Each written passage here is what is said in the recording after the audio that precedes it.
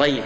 Ada yang berdalil bahwa bolehnya talqin dengan riwayat sahabat Abu Umamah Al-Bahili. Dan dianggap syubhat ini adalah salah satu yang membuat laku keras. 37 permasalahan populer. Betul populer tetapi bertentangan. Riwayat ini dijelaskan oleh para ulama dengan beberapa penjelasan. Yang pertama, dia dhaif. Di antara yang mendhaifkannya adalah para ulama hadis. Jadi meskipun ada yang mendhaifkan, tetapi Ibnu Hajar Al-Asqalani mengatakan sanadnya salih. Pakar hadis lagi Imam Aini, Mahmud bin Ahmad Al-Aini yang mensyarah Sahihul Bukhari Umdatul Qari malah mengatakan isnaduhu sahih, sanadnya sahih.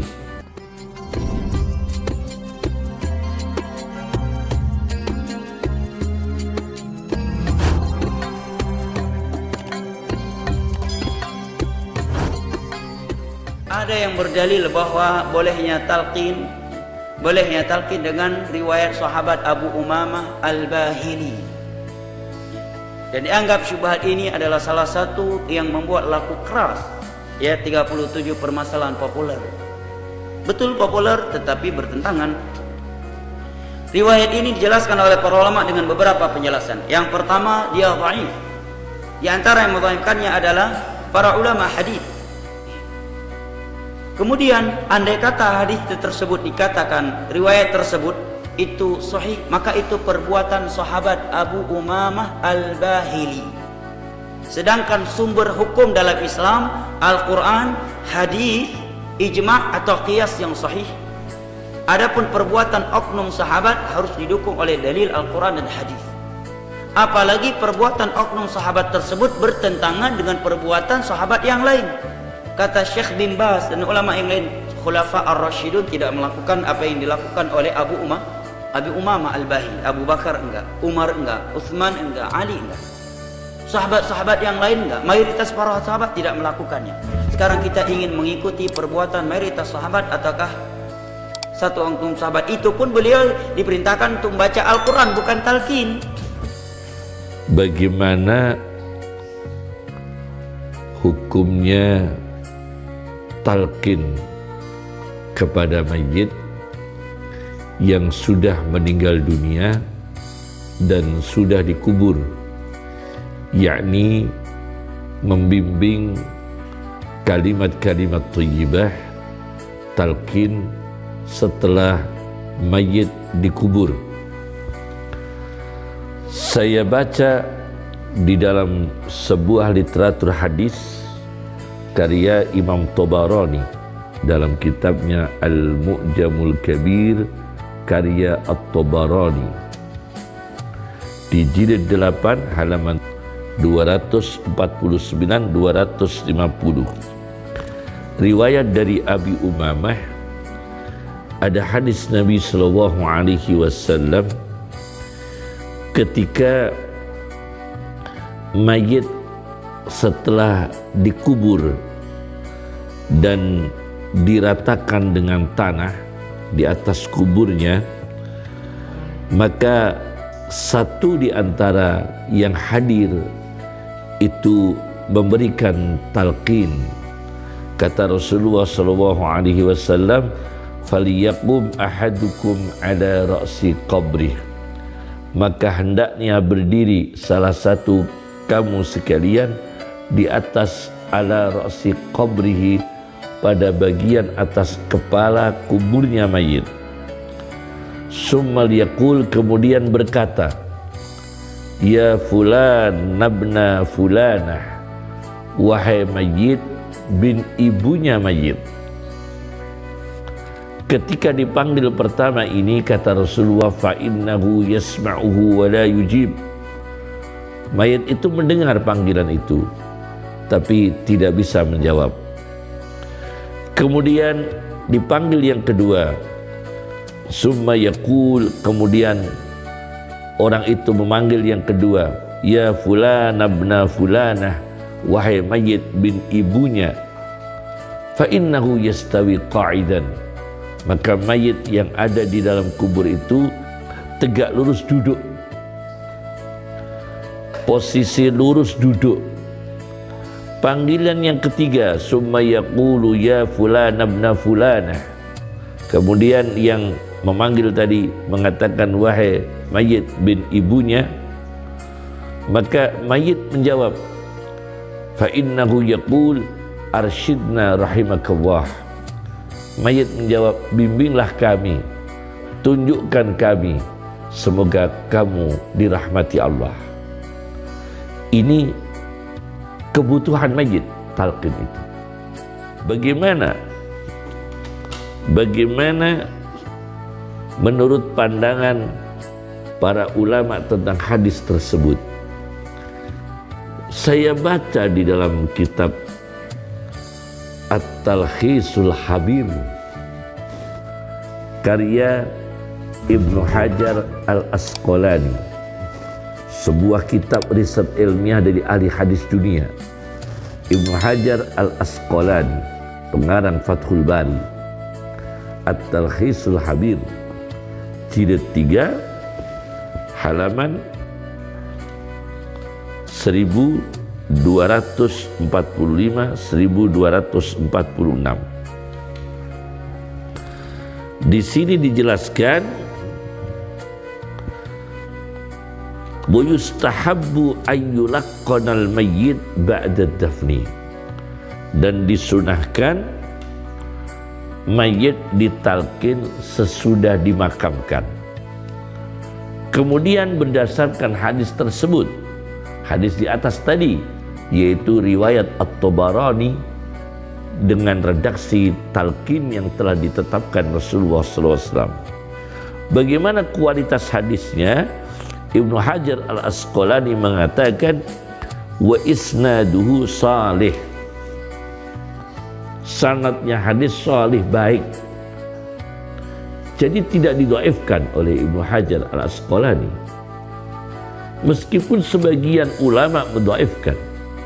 Tapi ada ulama ahli hadis, Ibnu Hajar Al-Asqalani, wa isnaduhu salih, hadis ini tadi, hadis talqin sesudah mati, talqin di kuburan tadi, riwayat Tabarani, sanadnya baik, wa isnaduhu salih.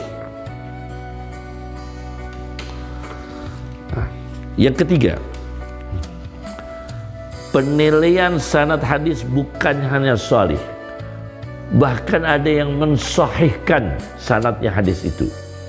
Saya baca di dalam kitab Al-Binayah fi Syarhil Hidayah, sebuah kitab bermadhab Hanafi, Abu Hanifah.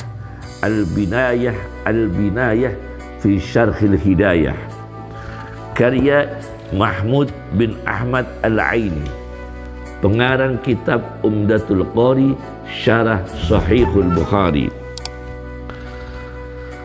Beliau mengatakan di dalam kitabnya Al-Binayah fi Syarhil Hidayah, jilid 3 halaman 208, jilid 3 halaman 208, beliau mengatakan isnaduhu sahih, bukan hanya sahih, isnaduhu sahih, sanadnya hadis At-Tabarani itu sanadnya sahih.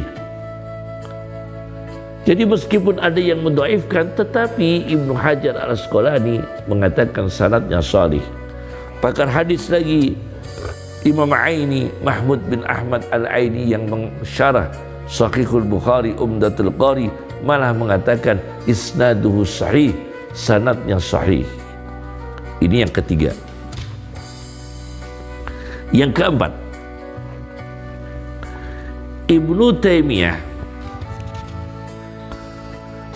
tidak mensahihkan hadis tersebut, tetapi nanti ada catatan, hadis di atas, hadis At-Tabarani tentang talqin di kubur itu, Ibnu Taimiyah tidak mensahihkan, tetapi membolehkan talqin setelah dikubur.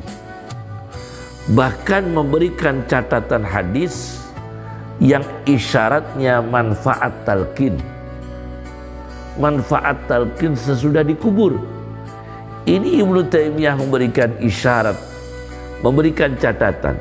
meskipun beliau tidak mensahihkan hadis tersebut. Saya baca, ini masalah keempat, Majmu'u Fatawa Ibni Taimiyah, ya, jilid 24, halaman 296-297. Ya. Beliau mengatakan hadis ini tidak sahih. Hadis talqin di atas kubur tadi setelah matinya mayit itu tidak sahih. Tetapi meskipun beliau mengatakan tidak sahih dan bahkan beliau mengatakan tidak disunahkan talqin, hanya diperbolehkan, beliau mengatakan diperbolehkan. Beliau mengungkapkan 3 pendapat. Ada yang mensunahkan al-istihbab di halaman 298 Majmu' Fatawa jilid 24 halaman 298. Beliau mengatakan ada 3 pendapat. Pertama, al-istihbab, mensunahkan. Yang kedua, wal karahah, mengatakan makruh. Wal ibahah, yang ketiga, mengatakan itu boleh. Kata Ibnu Taimiyah, wahada a'dalul aqwal. Beliau lebih condong pendapat yang paling adil, memperbolehkan, tidak mensunahkan. Tetapi ulama-ulama lain mensunahkan. Ibnu Hajar al-Asqalani mensunahkan, Imam Nawawi mensunahkan, bahkan Imam Aini juga mensunahkan. Ibnu Taimiyah meskipun tidak mensunahkan, ini perlu diketahui oleh orang-orang yang anti talqin di kubur, bahwa Ibnu Taimiyah di halaman 297 Majmu' Fatawa Ibnu Taimiyah, Majmu' Fatawa Ibnu Taimiyah jilid 24, beliau mengatakan wa qad sabata annal makbura yus'alu. Sungguh tetap dalam hadis, sesungguhnya orang dikubur itu akan mendapatkan pertanyaan, wa yumtahanu, mendapatkan ujian, wa annahu yu'baru bid-du'a'i lahu, dan sesungguhnya diperintahkan mendoakan mayit yang telah dikubur. Falihada qila, maka karena ini dikatakan innat talqina yanfa'uhu, sesungguhnya talqin tetap bermanfaat kepada mayit yang dikubur. Talqin sesudah dikubur tetap bermanfaat. Ibnu Taimiyah menjelaskan, fa innal mayyita yasma'un nida, maka sesungguhnya mayit mendengarkan panggilan, mendengar talqin. Fa innal mayyita yasma'un nida, meskipun mayitnya tidak bisa berdialog, tidak bisa menjawab, tidak bisa berdialog, interaksi dengan yang mentalqin, tetapi fa innal mayyita yasma'un nida, maka sesungguhnya mayit itu mendengarkan panggilan. Bahkan Ibnu Taimiyah memberikan catatan hadis Nabi sallallahu alaihi wasallam, ma min rajulin yamurru bi qabrir rajuli kana ya'rifuhu fid dunya, tidaklah lewat satu orang laki-laki di kuburan satu laki-laki yang dia mengenalnya di dunia, fayusallimu alaih, maka laki-laki yang lewat itu memberikan salam kepada mayit laki-laki yang di dalam kubur, illa ruddallahu ruhah, melainkan Allah mengembalikan rohnya mayit itu, hatta yarudda alaihi salam, sehingga mayit itu menjawab salamnya laki-laki yang kenal, yang memberikan salam ketika dia lewat. Nah, jelas ini Ibnu Taimiyah menjelaskan itu untuk menguatkan manfaat talqin setelah mayit dikubur. Jadi jelas ya, bahwa ulama yang mendoifkan pun memperbolehkan, bahkan memberikan catatan manfaat talqin sesudah dikubur, seperti Ibnu Taimiyah.